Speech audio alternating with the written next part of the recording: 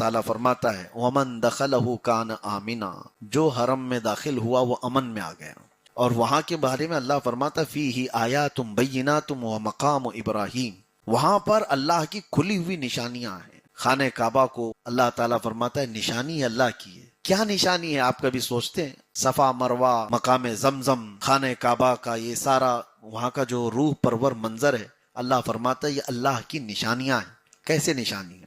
خانہ کعبہ نشانی ہے اللہ کی، بلکہ بعض روایات یہ بتاتی ہیں ہزاروں لوگوں کو خانہ کعبہ ہدایت دیتا ہے۔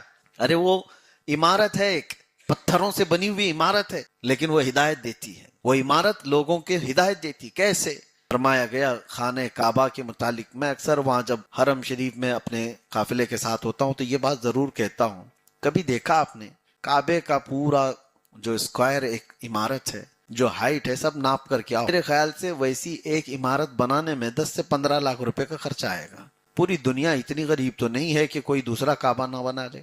آج تک کوئی اور کیوں نہیں بناتا؟ تمہارے گھر بنانے میں اس سے زیادہ خرچہ آئے گا، لیکن وہ تو 4 کونے کی ایک عمارت ہے اور ایک چھت ہے، اندر کوئی کمرے، کوئی ڈیکوریشن، انٹیریئر کچھ نہیں، الگ سے کچھ کرنا نہیں۔ تو وہ 4 کونے کی ایک عمارت صرف وہ خانہ کعبہ مکہ مکرمہ میں، باقی کہیں کیوں نہیں بنائی گئی؟ آپ کبھی سوچتے ہیں اس چیز کو؟ دوسری قومیں بھی بنا لیتی۔ مسئلہ یہ ہے 4 کونوں کی عمارت تو کہیں پہ بھی بن جائے گی، کوئی بھی بنا لے گا، لیکن کروڑوں دلوں کو کھینچنے کی طاقت کون لا سکتا ہے؟ وہ صرف کعبے کے اندر اللہ نے رکھا ہے۔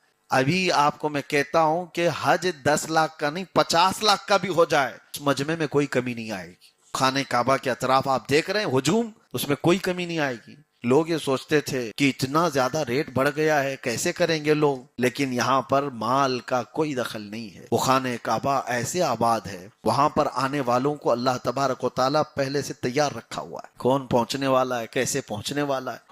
وہ نشانی ہے اللہ کی اس طور پر کہ کروڑوں دلوں کو اپنی طرف کھینچتی ہے۔ خانہ کعبہ کو آپ یہاں سے بیٹھ کر تصور کریں تو جانے کی تڑپ پیدا ہو جائے گی، اور جو وہاں پہنچتا ہے خانہ کعبہ کو دیکھ کر رونے لگ جاتا ہے، اور اس کے ہاتھ پیر کانپنے لگ جاتے ہیں، وہ عظمت و جلال دیکھتا ہے، اور پھر واپس آتا ہے تو اپنا دل وہیں چھوڑ آتا ہے۔ تو یہ عذب یعنی کشش جس کو کہتے ہیں، کھینچنے کی جو طاقت ہے وہ خانہ کعبہ کے اندر ہے۔ ہر کوئی پروانے کی طرح اس کی طرف بھاگ رہا ہوتا ہے، جیسے ایک شمع ہو تو کیڑے اطراف سے آ کر کے وہاں جان دیتے ہیں، تو کعبے کے اطراف پروانوں کی طرح سے لوگ بھیڑ لگاتے ہیں۔